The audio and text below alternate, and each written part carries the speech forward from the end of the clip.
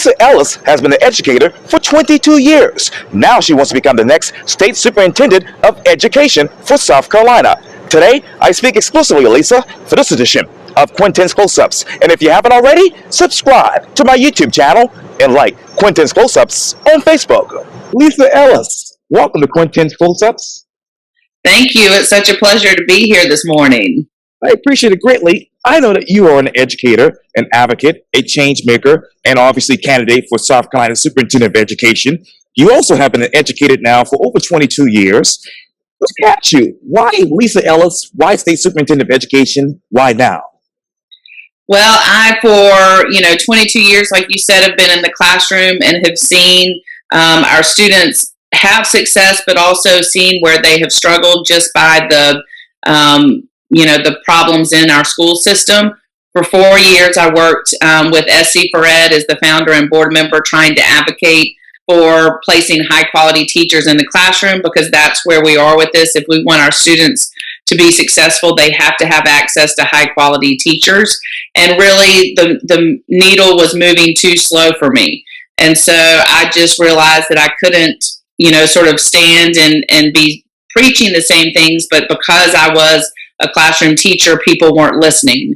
And so my hope is that, when I win the election, that I am able to elevate that teacher voice to really make some fundamental changes in our South Carolina public school system that will benefit all of our students in South Carolina. Where are the high quality teachers right now in South Carolina? Well, we've got them in the classroom, but we've also got them working other jobs because of, the pressures that have been placed on teachers, the low pay, where teachers are having to choose between, do I, live at home with my parents still, or do I pay my student loans, and just the overall working conditions. So, when people say, oh, we don't have enough teachers, I argue that we absolutely have enough teachers. They're not willing to work for the salary and under the conditions that the current system creates. And what else is this current system creating, Ms. Lisa? Well, I think it's creating, we're losing focus on how we educate students. For better or for worse, students have become, or schools have become more than just an academic setting, right? We sort of are the panacea for all of society's issues. And so, our schools are responsible for feeding students. Our schools are responsible for handling, mental and physical and emotional well-being on top of the academic learning. And so, when teachers, when they have their students come into the room, they recognize that unless their physical needs are met, that we're not going to be able to get any academic learning done. And so we would have to really rethink how we address all of those issues. We need help from the General Assembly to make sure that they're funding it appropriately. And we need to really push for a high quality education rather than what we've been giving. And that's, by Constitution, a minimally adequate education. And I want to get to that in just a second. But let me ask you this. You talked earlier in the interview about obviously the struggles that some of the students are having. What exactly are those right now? Well, for years, teachers have talked about the mental health issues that are plaguing our students. And that was really exacerbated, or really people were like, oh, yeah, we do have this problem with COVID. And so what we saw, with COVID and the changed learning environment, we saw a lot of isolation. We saw, particularly with our teenage students, we saw a lot of just, unable to manage different behaviors, and it really did place some high problems on families, because you had parents that were trying to get work done, while they were having to, deal with students learning and all of that. But it just led to increased behavioral issues. Last year, when the school that I'm at, when we came back, full force, prior to the year, we'd had about half enrollment because half of our students chose to remain virtual. We had, so many discipline issues, but we had to, and we, couldn't figure out why, but we realized that it was our ninth graders, their last normal school year was sixth grade. And so when you think about a sixth grade maturity and mentality coming into a high school at the ninth grade level, and we just weren't real prepared for that change. And I think you're seeing that, throughout elementary school to, all the way up to high school. And it's not just about the academic loss, but it's about that, that behavior loss or never having those behavior trainings in the first place. And I really think that we are just going to, this group of kids is just going to be known as COVID kids. And we're going to have to make sure that we are adjusting, how we educate these students because, for 2.5 years, their learning environment was very different. And also, I think that we talk about it from a deficit point of view, but I think it's important to realize that what our COVID kids gained from it, so many of them dealt with loss, with family members, neighbors, all of that. We see a stronger grit in them, in the idea that they are willing to, to work through things and to look at things in a different perspective than before. So I think that, when we're looking at it, there's a lot of positives that these students are going to have as adults that prior generations didn't. It's just it's a level of awareness that you just didn't have before. So let me ask you this, Ms. Lisa, what did the teachers gain from all of this? Gain from COVID? Well, just like you said about the students, some of the students gained some positivity out of all of this. What exactly have the teachers gained? Honestly, I think the best thing that I've seen teachers gain is themselves willing to stand up for their profession. For so long and really the entire history of modern education in the United States, teachers have been looked at, oh, well, it's a calling. Oh, well, you've got to, be held to these higher standards, and you can't, you just have to make sure that you're doing every single thing you can, whether it be financially, whether teachers are paying for school supplies for their students and supplies for their classroom out of their own pocket, or they're, baking cupcakes for a PTO fundraiser, or they're staying after hours to the detriment of their own well-being or their own personal family's well-being. And so I think that teachers sort of hit a point where, what we've been saying for years is that you have to take care of yourself before you can take care of anybody else. And we saw the reaction of society, and first and foremost being super supportive when COVID first happened and school buildings closed down, and parents were like, oh my gosh, my kids, this is insane. And so it was really supportive, and then it became politicized. And so I think teachers really have seen just the shift and become much more aware of how important their profession is, but not to the point where they're willing to sacrifice their own lives for it. And so I think that we've gotten greater advocates out of this.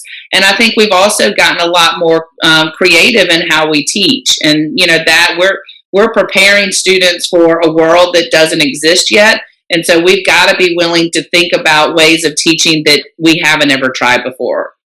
And what are those ways of thinking that are really, as far as trends going on right now?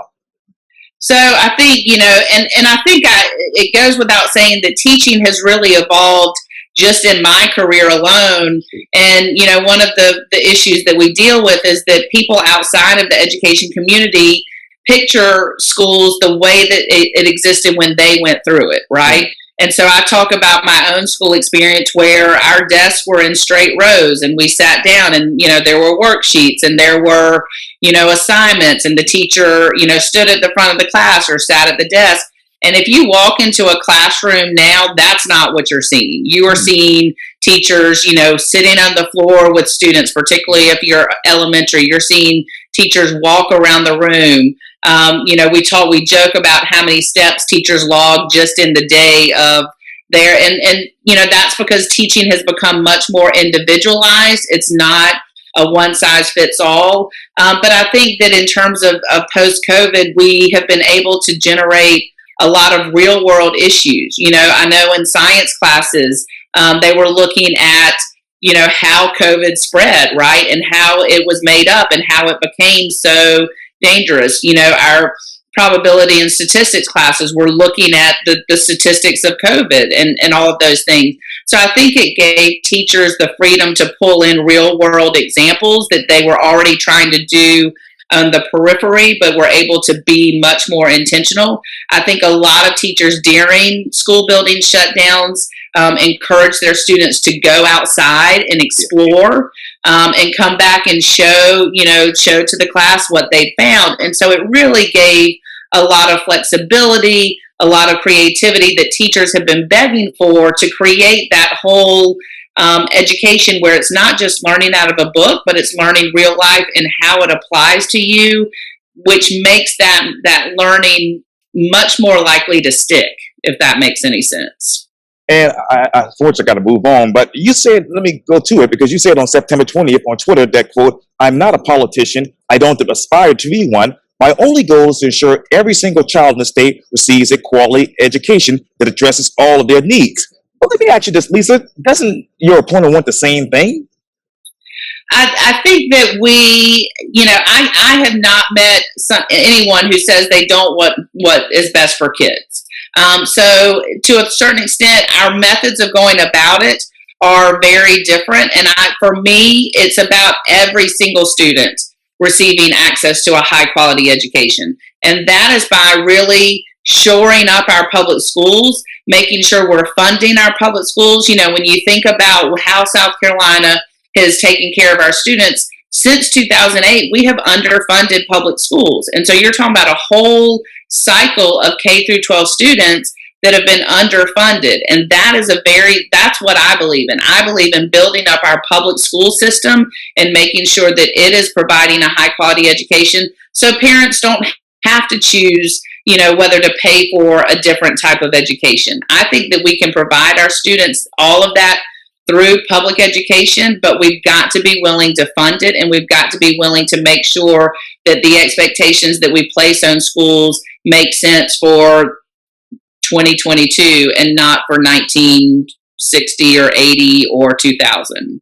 Now, you said on the recent live stream, Lisa, that the state underfunded public education, as you just mentioned, by about $700 per student this year.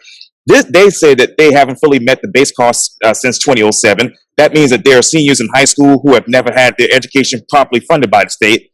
But isn't that figure the actual base student cost? I'm sorry. Yes, when we talk about underfunding, we're talking about like the legislature meeting that base student cost funding. And so they haven't done that. And so when you look at, a kid who's a senior in high school, his education has been underfunded $10,000 over his career as a student. And when you think about the fact that that is sort of a tipping off point of what he doesn't have access to.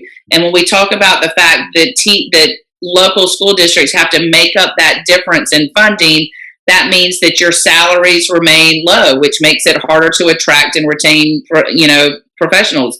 That means that you're not giving access to mental health counseling for your students. I worked in a school several years ago where the mental health counselor was there on Tuesdays from 9 to 12 and Thursdays from 12 to 4, and we joked, well, we hope kids don't have a problem on Wednesdays because there's no way to help them.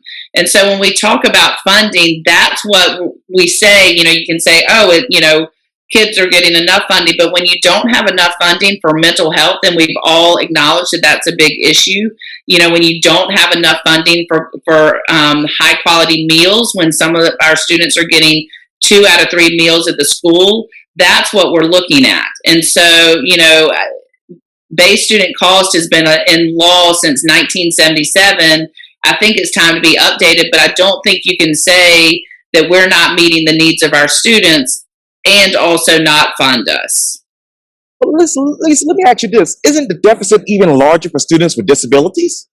Absolutely. And that's where you see, this increase in, students with disabilities, the increase in discipline problems. When you look at the teachers that are leaving, it is the special ed teachers that are leaving, twice as fast as any other content. That also leads to higher class sizes for those students with special needs because the caseloads just increase. And so therefore your students with special needs are not getting the services that they need.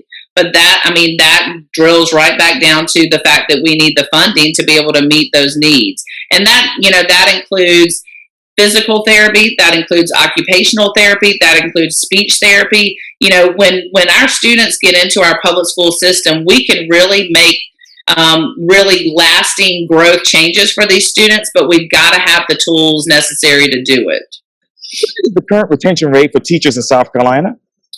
I think it depends on where you are. I know, Sarah, last year's report, we started the school year with 1,000 classrooms empty, 1,000 classrooms without a teacher, and then between August and December, another 977 left. And so you were looking at that new report was, over 1,200 classrooms didn't have a teacher, and so that increases class sizes, that decreases the ability to learn. Sarah has not put out the report for this year yet, but SC for Ed did its own study of teacher vacancies in June, and human resources departments from all school districts reported 3,700 teacher vacancies. So we think this year is going to be worse. So let me ask you this: how much has the class size increased by in the past 2 years? I think, again, it depends on where you are in the state. I know that my school, we are busting the seams. And so you've got class sizes that are upwards of 30, 35. We've heard from teachers that there are class sizes that are above that. Elementary school students, where it really should be, for every teacher, you've got about 18 students. We've seen first grade class sizes where it's 25, 30. There's a school up in sort of the upstate area that they have a teacher who he has a class, this is a math class, a class of 25, and he is being zoomed in to a next door classroom of another 25 students where a substitute sits in there. So he's really dealing with, 50 students per period. And so it's really gotten, really to the point where teachers are just managing as best they can. And if a little learning gets done in the day, then, that's better. So how many substitutes do we currently have because of this shortage? We don't have enough substitutes either. That's the other thing is, and particularly with COVID, because most of our substitute teachers were retired teachers, right? And then, when your retired teachers had to choose between taking care of their own health and, going into a school system that may or may not provide the safeguards for teachers and students, you had a lot of teachers, a lot of substitute teachers, choose to not do it again. We had a lot of teachers who were veteran teachers who had planned to teach 3 or 4 more years go ahead and retire. And so, in any given day at my school, we'll have 5 or 6, maybe 7 classes covered, but then we may have 5 or 6 classes that go to the auditorium because we don't have a teacher to cover their classes. And so that's the other piece. If you're in an elementary school, they call it sprinkling, which sounds all warm and fuzzy, but it's actually where they split the class up into, if you've got a first grade teacher out, they'll split the class into the other first grade classrooms. So now you're impacting the student learning in all of those classrooms because that teacher is, having to address 4 or 5 more students who may or may not understand what that classroom design is like. And how has that impacted the students' learning with this particular formula, for lack of a better word? I think it depends on the school. It depends on the teacher, but it makes it much more difficult for learning to occur because you're already dealing with a higher class size, right? So if you can imagine if a first grade class, and we're talking about 6-year-olds, right? 25 6-year-olds in a class, like, to me, I choose to teach high school, so that's a nightmare for me. And then you've now added 5 more because the teacher is absent. Now you're looking at a class size of 30, where classes may not have enough desks for those students. They may not have enough materials. The time becomes very different. And so you're hurting, like I said, you're hurting the learning and the physical well-being of those students, as well as the added teacher stress in those working conditions. As teachers, we talk about the fact that a teacher's working conditions are a student's learning conditions. Mm-hmm. And our students deserve the best education we can give them. And so we've got to really help with those working conditions to make sure that we're giving that to students. And let me move forward with the interview. Let me ask you this, Ms. Lisa. How will you raise the per pupil funding for all public schools to at least the average, national average? Well, I think I personally can't do it. That comes from the General Assembly. But I think that the Office of Superintendent of Education needs to be putting a lot of pressure on the General Assembly and needs to be encouraging them to understand that, funding education is an investment in our state. And like I said earlier, when I have conversations with policymakers, not one of them says, oh, yeah, I just really don't care about kids. But I think there's a disconnect in how, understanding how that funding works. And I think with my experience, having been in the classroom for 22 years, I can say, when you underfund schools, this is actually what you're underfunding. It doesn't necessarily have to do with textbooks, but it has to do with the fact that a teacher who wants to do a science experiment or a science lab with her kids has to go out and buy her own marshmallows or Sprite to make it work.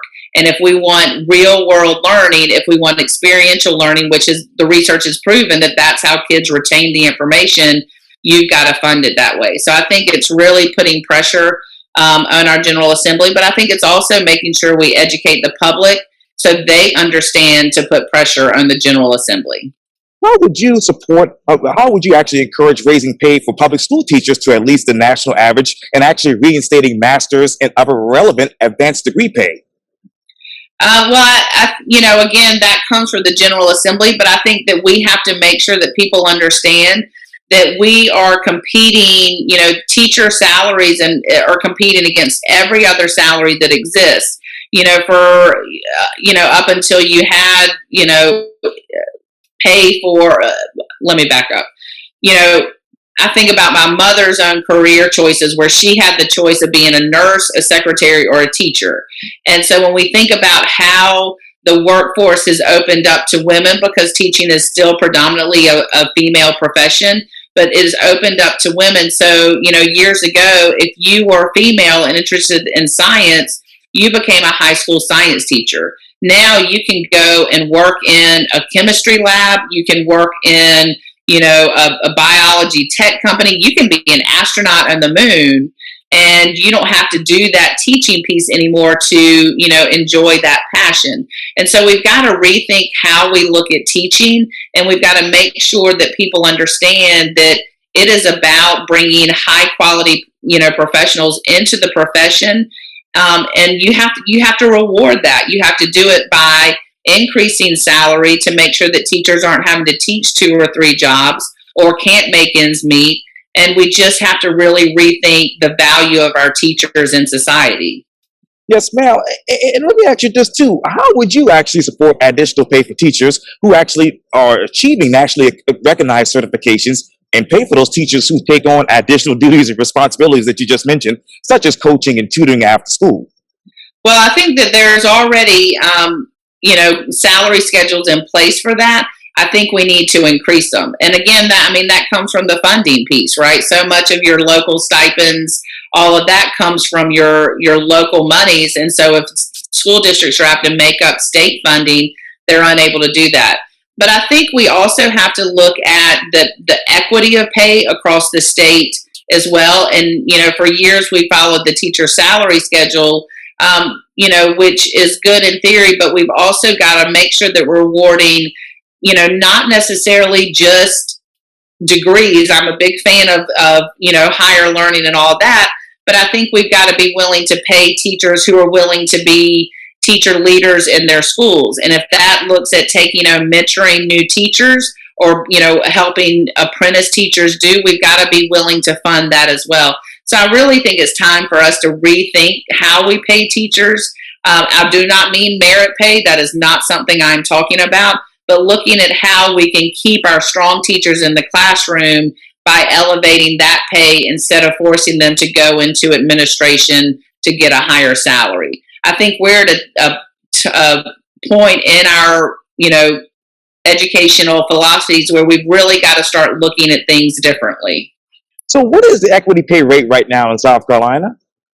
Well, there's a base salary, like there's the minimum teacher salary schedule. Right. And so that is what school districts have to pay. But local school districts can supplement that. So a great example of it is Marion County. And so you've got Marion County, and then on one side you've got Florence, and on the other side you've got Horry County. Cool. So we have teachers in Marion that are driving either way because they're making between $10,000 and $15,000 more by working in Florence or working in Horry. You know, same thing with Hampton and Jasper. Sure. They back up to Charleston, right, and Beaufort. And so, you know, you've got teachers in Hampton that the salary schedule stops at year 23. And so year 24 and until they retire, they move to Charleston where they're making $15,000, $18,000 more. So that's when I'm talking about the equity. That's what I'm talking about, because a lot of our rural areas need access to high quality teachers because there's so many things that are going on in their area, you know, lack of industry, lack of jobs, you know, lack of support, even, you know, lack of access to healthcare, right? And so we've got to make it so teachers aren't having to make that decision. You know, they may want to continue to teach in that area, but they can't afford to. So that, you know, and that again, I think is us rethinking how we fund education. And how would you increase the numbers of school counselors, school psychologists, school social workers, and school nurses for all public schools to at least the recommended national ratios per pupil? I mean, that goes back to funding, right? We've got to be willing to pay our professionals what they're worth. You know, that's the thing we talk about. I have met teachers across the state and school counselors and that who say, you know, if you could get from a teacher, if you could get my first grade classroom down to 20 students, I would come back in a heartbeat. I think school counselors, because again, we're addressing much more than just, you know, counseling a student in what classes they should take. We've got to get those ratios back down. And so that is looking at funding, but it's also looking at what is coded in our state law. You know, class size is also coded in our state law back from 1970 something, but the General Assembly has waived that law every year since 2008. So districts don't have to follow the class size law. And so we've got to go back and start pushing for new legislation along with the funding piece, because again, we have plenty of education professionals that are in our state. We've just got to get them, we've got to make the working conditions and salary competitive so they're willing to come back. In what way, Ms. Lisa, would you support full public funding for pre-K for all eligible children in South Carolina? I am a big fan of universal pre-K as long as we are using, or as we are teaching what is developmentally appropriate. And so I think we've got to fund that. I think that, you know, if we can get early access to children, particularly in terms of helping them learn to read, that changes a lot of things later in their life.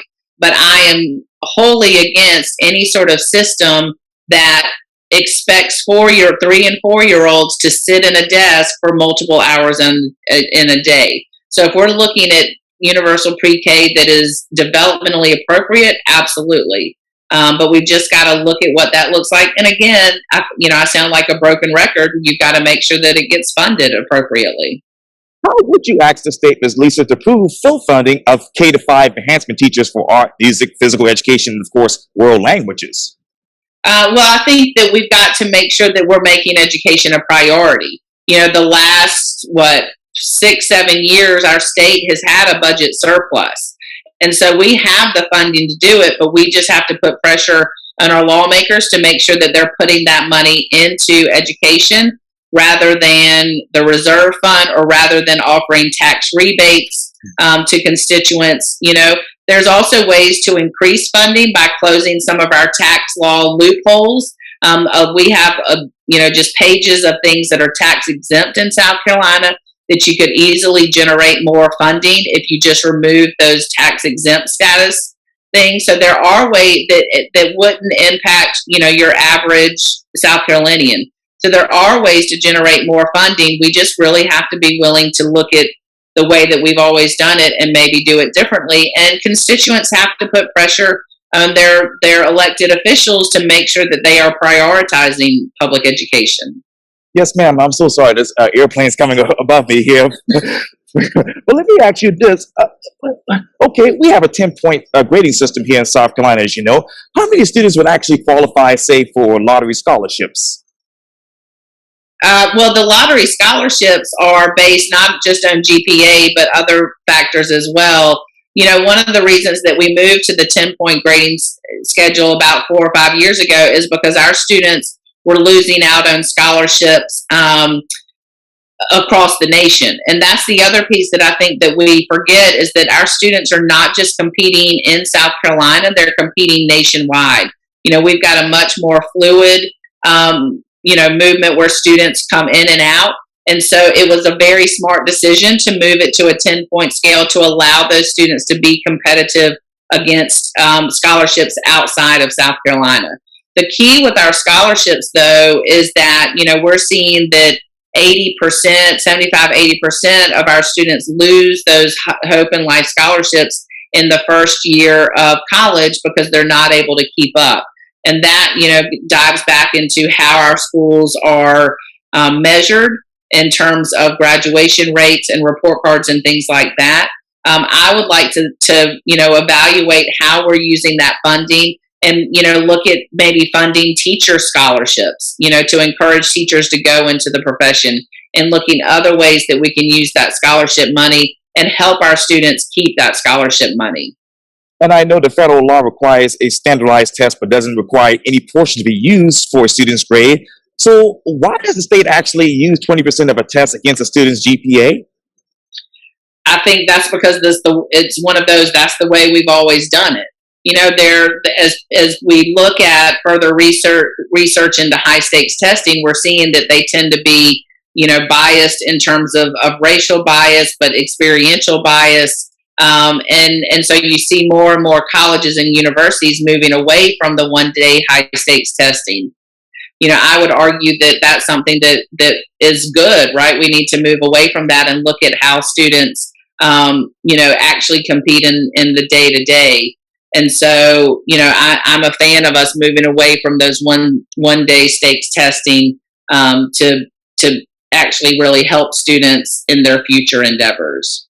Do you think, Ms. Lisa, that the Department of Education should take over the charter school approval and monitoring achievement rather than having other agencies like the State Charter School District and Signs and other educational higher learning institutions? I do, you know, the state work or the Department of Ed is over the public charter schools. I really feel that, you know, if any school is receiving public state funds, that they need to be held to the same accountability, the same transparency, the same standards as public schools.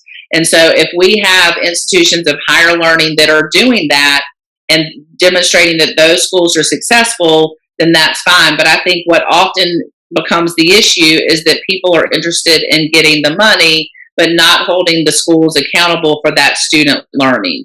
And so, in my opinion, you know, we've got to make sure that the metrics are the same anytime public money is going to, you know, other places other than public schools. And I know the South Carolina Oversight Committee was initially set up for a year to implement the No Child Left Behind, and it has higher authority over standards than the Department of Education. Do you believe that this particular committee should be actually repealed? Absolutely. I've been saying that for 4 years now.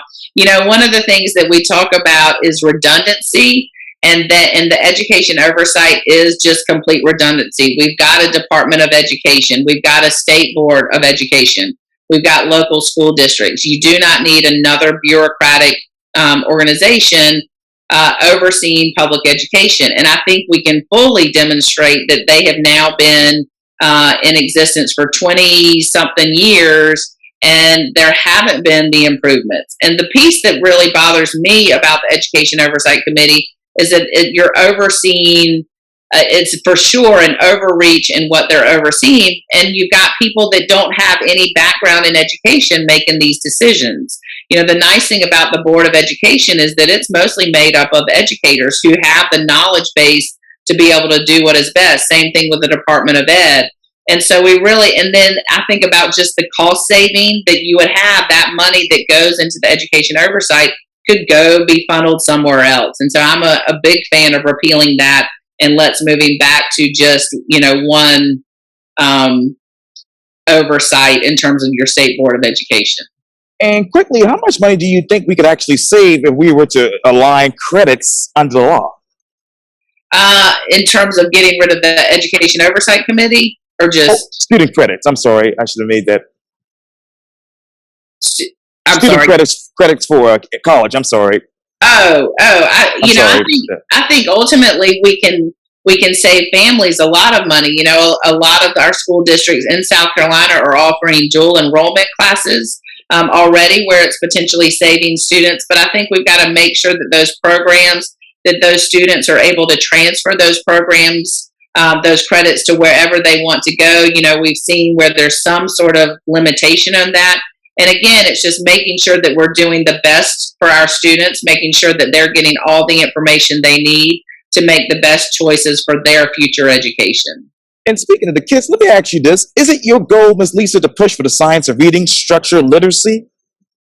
I think that, we can talk about the different ways that we teach reading, but the reality is, until we get high quality teachers into those early grade classrooms and we get those class sizes down, it really doesn't matter what type of programs we're doing. I'm all about research backed, trainings for teachers, but it doesn't matter if you've got 36-year-olds in a classroom. That teacher is not going to be able to teach those students how to read just because he or she doesn't have the time and the ability to individually sit with those students. So to me, before we even talk about curriculum, we've got to talk about getting those class sizes down and getting teachers back into the classroom.